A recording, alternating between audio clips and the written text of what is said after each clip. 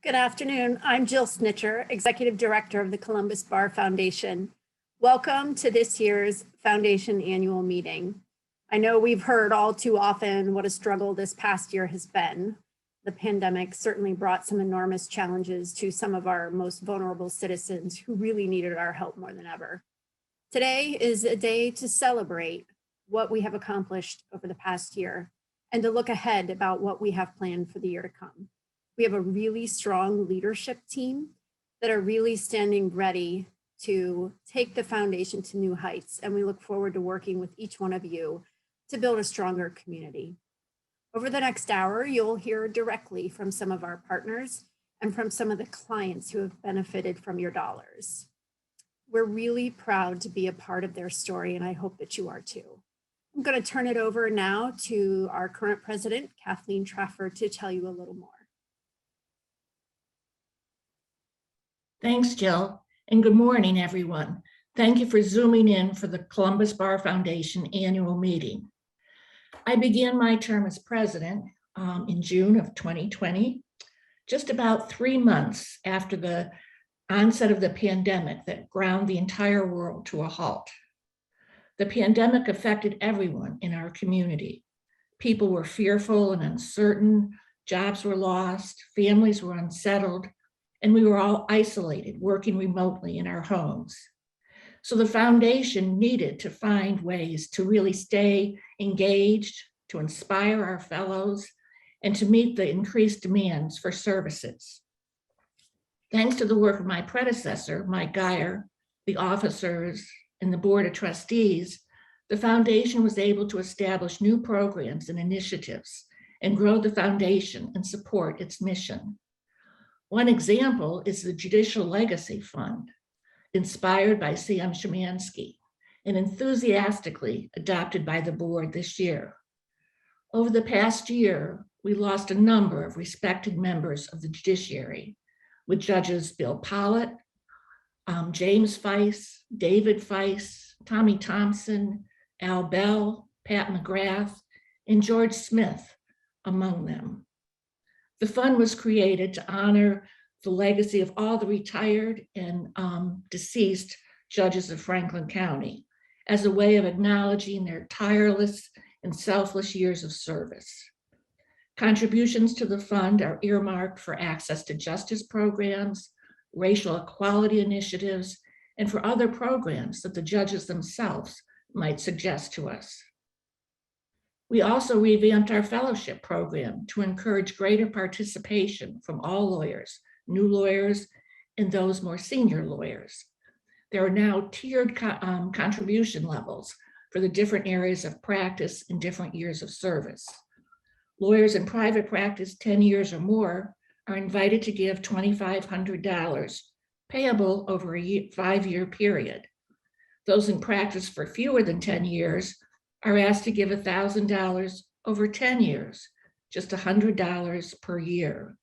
And our public interest lawyers can become a fellow for just $1,000 payable over 4 years. I'm hopeful that this will encourage more of our colleagues to join the foundation as fellows. Of course, I also hope it will encourage all you existing fellows to continue your support by way of annual contributions. The foundation was not alone in struggling during the pandemic, but I'm glad to report that the foundation remains strong and in a position to help those in desperate need of our support. Thank you to all our donors. Your support helps us to continue the good work we do in the community, and we wouldn't be where we are today without your gifts.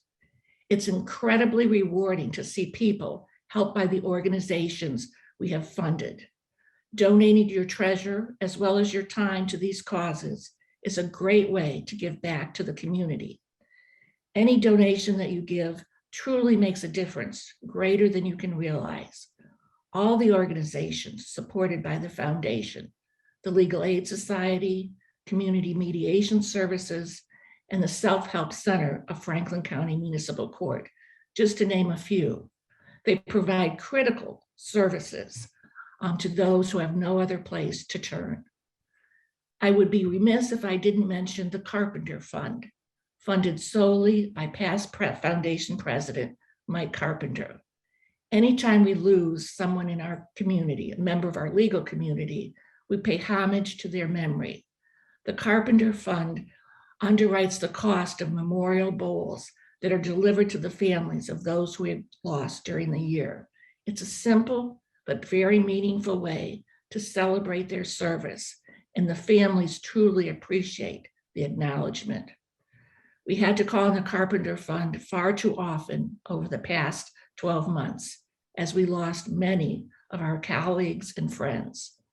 Please join me for a moment of silence to honor those individuals who died this past year.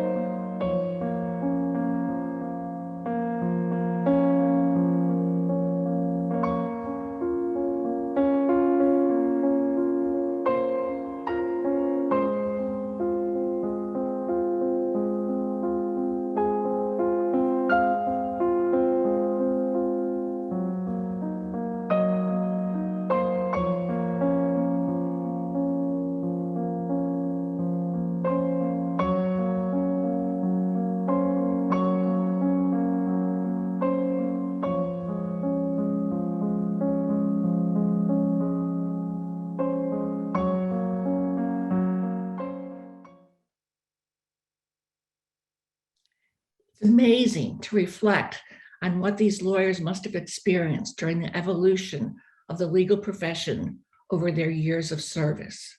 We should be grateful for their good stewardship of the profession, and we should be hopeful for those who will see us through the coming decades. That is one reason why I'm so glad that we have so many younger lawyers joining the foundation and serving as trustees. Thank you, Caitlin, Aaron, Heather, Jaza, and welcome Keisha. I wonder where all the young men are. We're going to have to work on this coming year.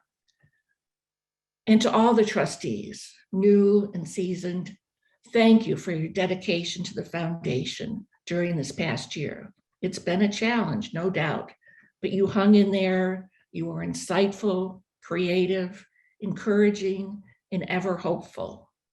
I couldn't be happier to be passing the reins to Judge Fry.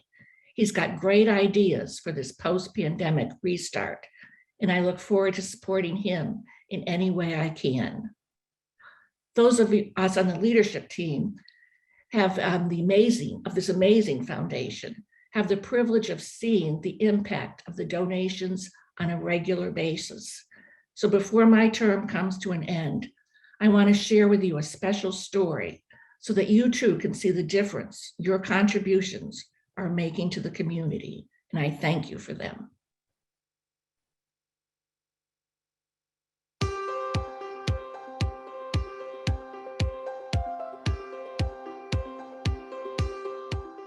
The impact that the Bar Foundation has on our organization is significant. First of all, the length of the relationship really helps build some stability. When we look at our budget each year and are thinking about what we are able to project, having that strong commitment and the length of that relationship is really helpful in terms of making sure that we are stable and know what to expect as we are planning.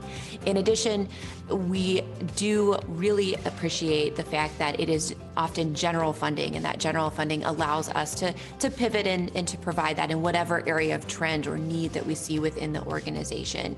If you looked at the demographics for our services, the majority of our clients are women, most of them are working, and most of them have children. I feel that these are very important services for the community, especially as single mothers like myself who can't afford to pay out of pocket or anything like that for help, legal help, when we do need it. I'm not the only person that could use the help. There's thousands of people out here that go through the same things that I go through, that they could use the help. If I didn't have access to these services, I would be stuck. I'd be pretty stuck, because I'm not really knowledgeable on the situation I'm dealing with, and they provide the help. So I would be stuck without them.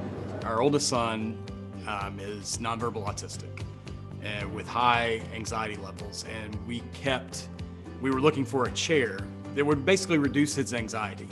And so we were rejected by our insurance. So without the help of Legal Aid Society, I'm not sure where we would have been in regards to having a chair that would suit my son. One of the wonderful things about the Columbus Bar Foundation support for the Legal Aid Society of Columbus is that it is fairly open-ended. And so what it has allowed us to do is to really pivot and to be able to direct resources towards whatever those trends and needs are. So whether it's unemployment compensation over the last 18 months or foreclosure assistance in the upcoming year or two, we've been able to really plug in that money where it's most needed, which has been wonderful for the organization.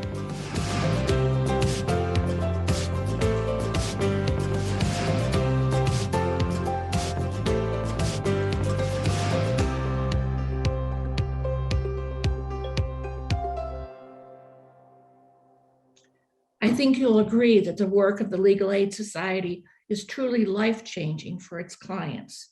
And as you heard on the video, they simply couldn't do it without the support of the Columbus Bar Foundation.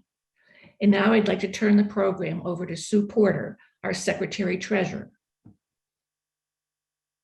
Thank you, Kathleen. It has been my privilege to serve as your Secretary Treasurer.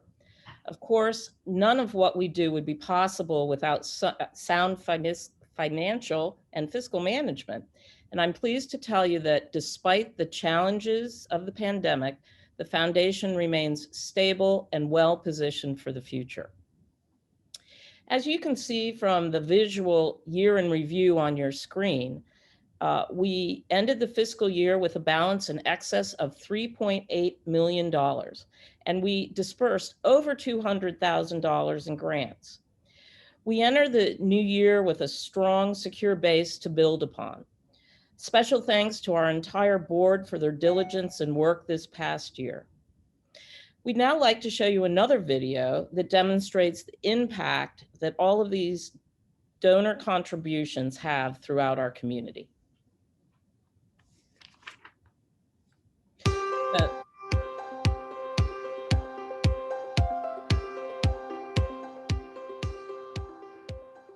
Community Mediation Services partnership with the Bar Foundation goes back to our inception 32 years ago.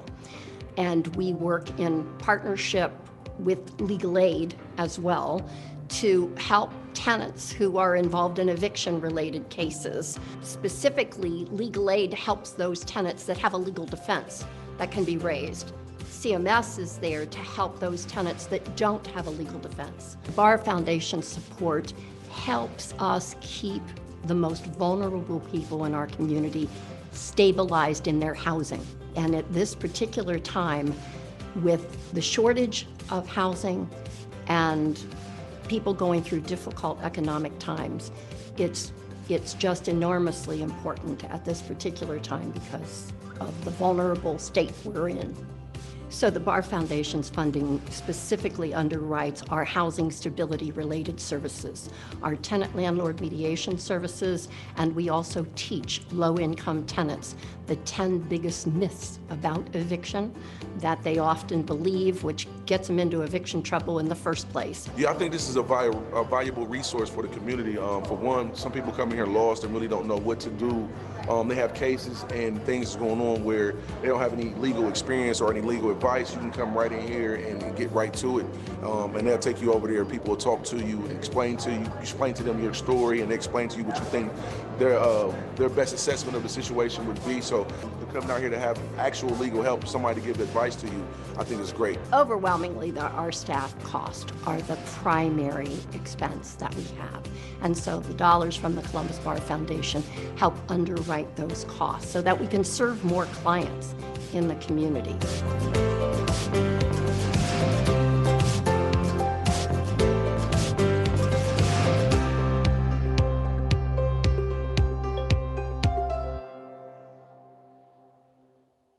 That video gives you a glance into the good work being done by the staff and volunteers at the Community Mediation Services.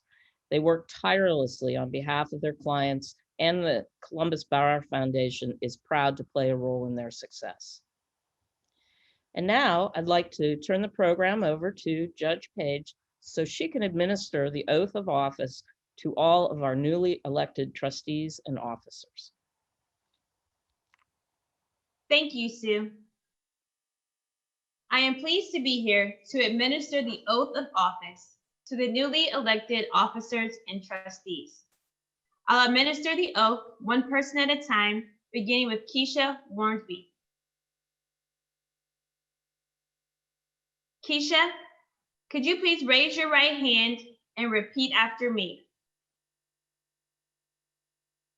I, Keisha Warnsby, I, Keisha Wormsby, do solemnly swear that I will support the Constitution that I will support the Constitution and bylaws of the Columbus Bar Foundation and bylaws of the Columbus Bar Foundation and will faithfully, honestly, and impartially and will faithfully, honestly, and impartially discharge the duties of trustee discharge the duties of trustee to the best of my ability and understanding. to the best of my ability and understanding. Thank you. And now, Sam Szymanski.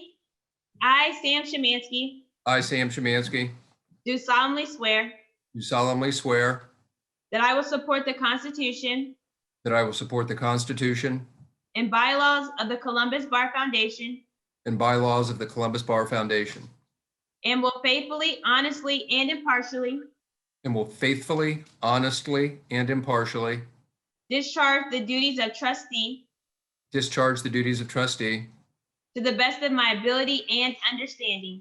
to the best of my ability and understanding. And last but not least, Andrew Grossman. If you could please repeat after me.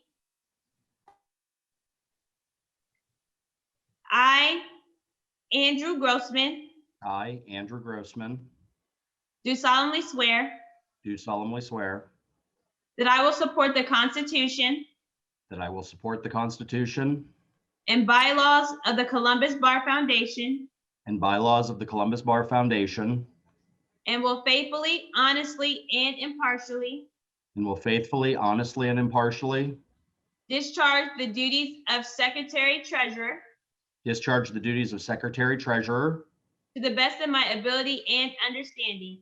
to the best of my ability and understanding. Congratulations, everyone.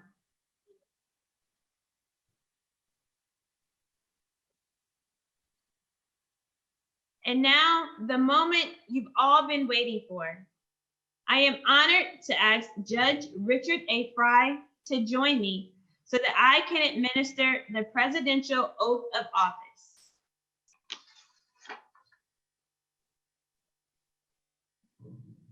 Judge Fry, please raise your right hand and repeat after me. I, Richard A. Fry, I, Richard A. Fry, do solemnly swear do solemnly swear that I will support the Constitution that I will support the Constitution and bylaws of the Columbus Bar Foundation and the Constitution and bylaws of the Columbus Bar Foundation and will faithfully, honestly, and impartially and will faithfully, honestly, and impartially discharge the duties of President discharge the duties of President to the best of my ability and understanding. to the best of my ability and understanding. Congratulations, Judge Fry. Thank you, Judge Page. Good afternoon, everybody. I'm honored to be here with you today. For those of you who don't know me, I'm a common pleas judge with Judge Page on the same bench. I'm in my third term at Franklin County. Like many of you, I decided some years ago to become involved with the Columbus Bar Foundation because I wanted to give back to the Columbus community, and I wanted to try to do so in tandem with lawyers and judges here in Central Ohio who were similarly motivated. Over the years, our foundation has been led by remarkable people. That includes former Chief Justice Tom Moyer, former Justice Herb Brown, former OSU Law School Dean Nancy Rogers, and many leading lawyers from prominent firms across the city. In the last few years, I've been privileged to be on the board with Belinda Barnes, Mike Carpenter, Mike Geyer, and most recently Kathleen as our leadership.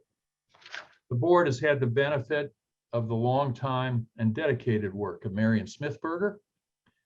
More recently, the leadership of Jill Snitcher has added to that, and the enthusiastic support from many Columbus Bar Association employees who also work with the foundation have all helped us. The foundation remains grateful for the help of everyone in this endeavor. Through the foundation's effort, we've grown in stature and reputation in the community. We've grown our assets in the bank, and we've accomplished a lot of good. But now it's time to go forward and continue work with the foundation for the next year. As Kathleen's already said, the past year was a challenge.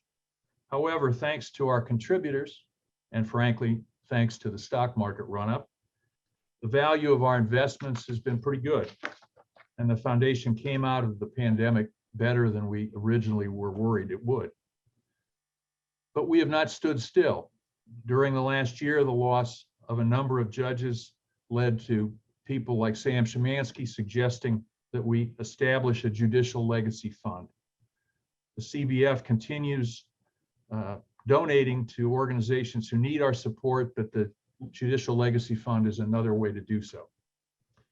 With the pandemic finally fading, we're also in a position to move forward with new projects. Here are a few priorities that I want to encourage all foundation fellows to think about as we begin to move forward. First, please focus on a pragmatic issue, recruiting new fellows. Kathleen explained how we've changed and tried to make more sensible our membership criteria to better match the needs and interests of the Columbus legal community. All of us on the board are hopeful that this effort will convince more lawyers to join and encourage those who are already members to contribute on an ongoing basis each year.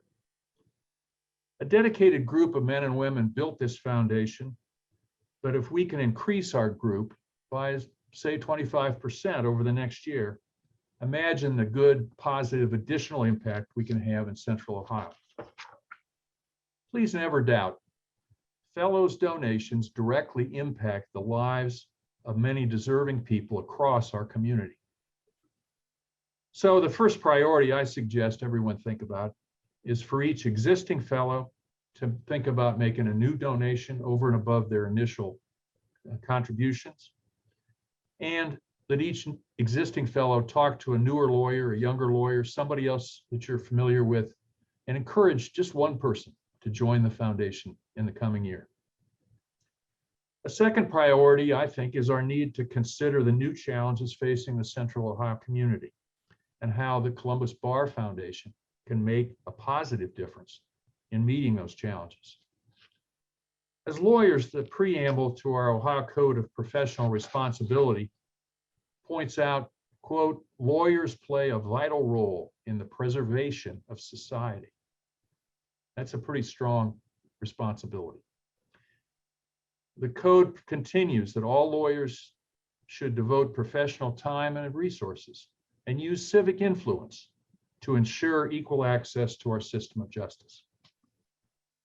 One set of challenges almost every community in America is facing is with immigration and the complexity of that part of the American legal system.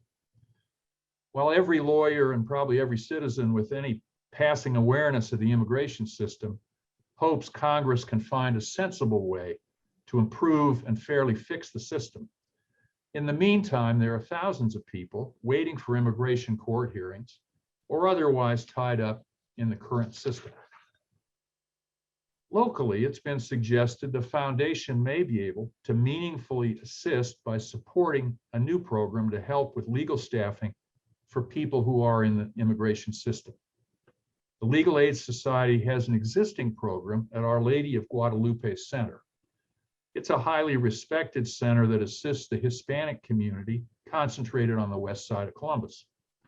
But legal aid has only one lawyer there who is both bilingual and who can offer immigration consultations. They currently have no paralegal support to assist with all the forms and other paperwork that immigration cases demand. That, we think, may well be a new opportunity where our foundation can assist in the next few years. And the CBF board will be examining that this fall. Other community challenges need to be considered as well. Columbus, like many American cities, is simultaneously facing a staggering new level of murders while trying to address concerns over police behavior and, frankly, distrust by some in the city of law enforcement. If citizens will not come forward and offer evidence in our courts, crimes, particularly serious crimes like murders, will go unsolved, leaving families of victims distrustful of society and distrustful of the court system. That distrust among citizens also threatens to undermine the fair and impartial trials we expect from jurors and that are promised under the state and federal constitutions.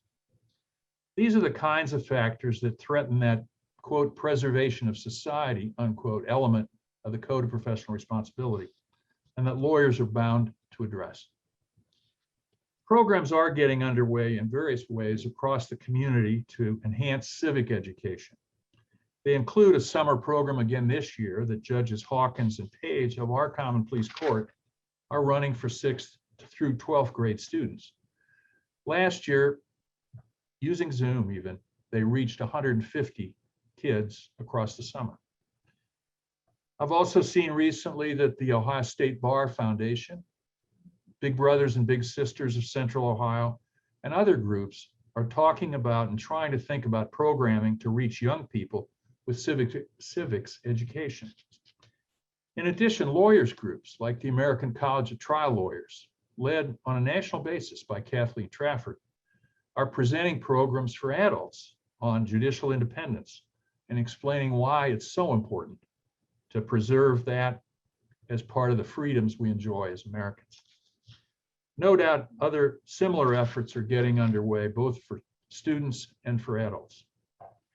I urge every fellow to think about this and listen to people that you come in contact with if they have information about civics programs and opportunities that we can have, particularly targeting youth, and that the CBF can support both by getting speakers and helping people financially. Again, this is at the core of our professional obligation to maintain public understanding of and respect for the law. Broadening the impact of the foundation into public education is not a meaningless exercise.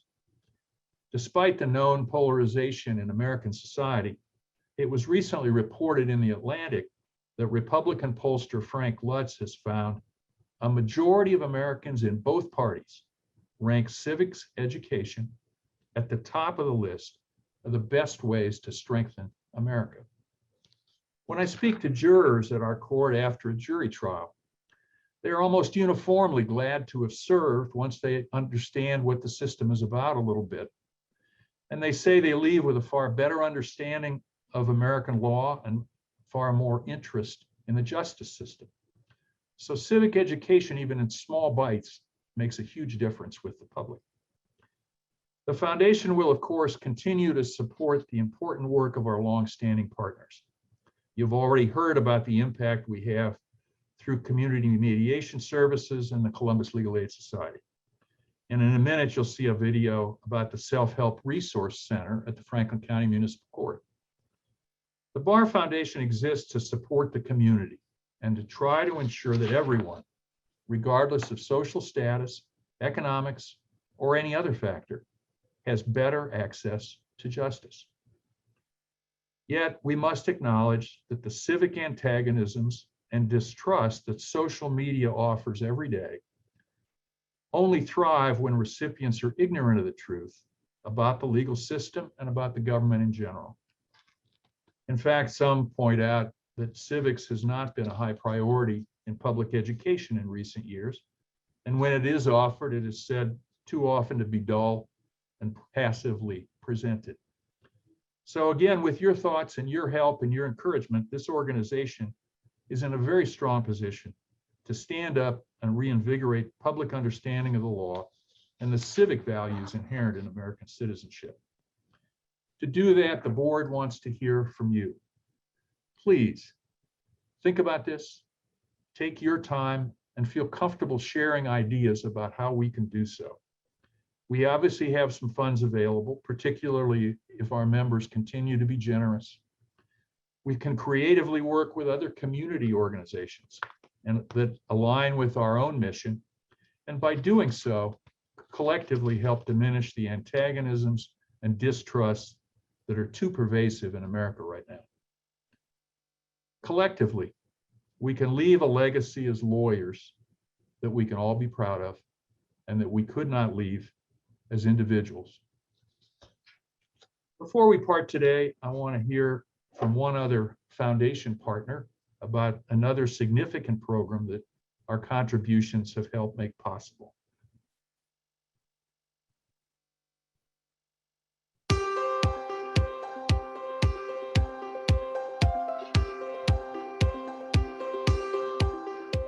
So the Self-Help Resource Center opened in 2016, and we help people with their civil municipal court issues. So that includes eviction, small claims lawsuits, record sealing, and just about anything else that walks in our door.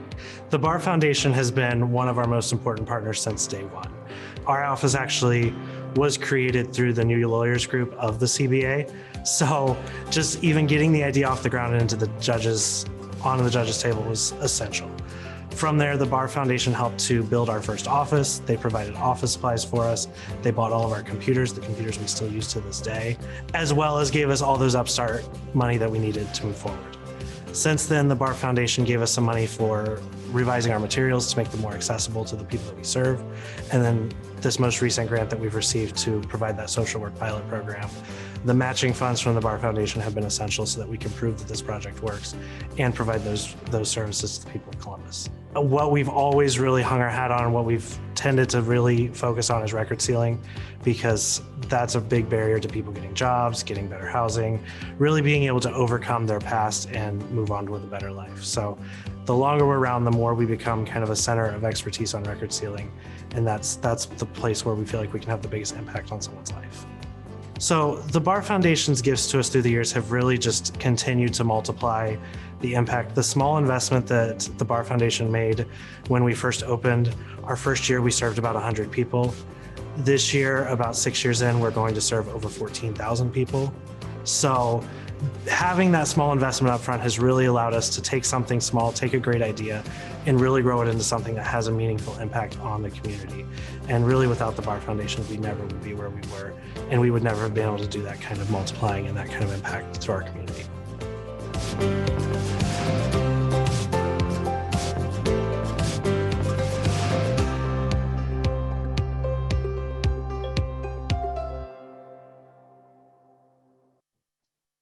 All of the programs supported through the foundation are intended to make our community stronger and make it a place where all citizens can thrive. I look forward to continuing that work on your behalf and to hearing from you. Thank you all once again for joining us this afternoon. Our 2021 annual meeting of the Columbus Bar Foundation is adjourned.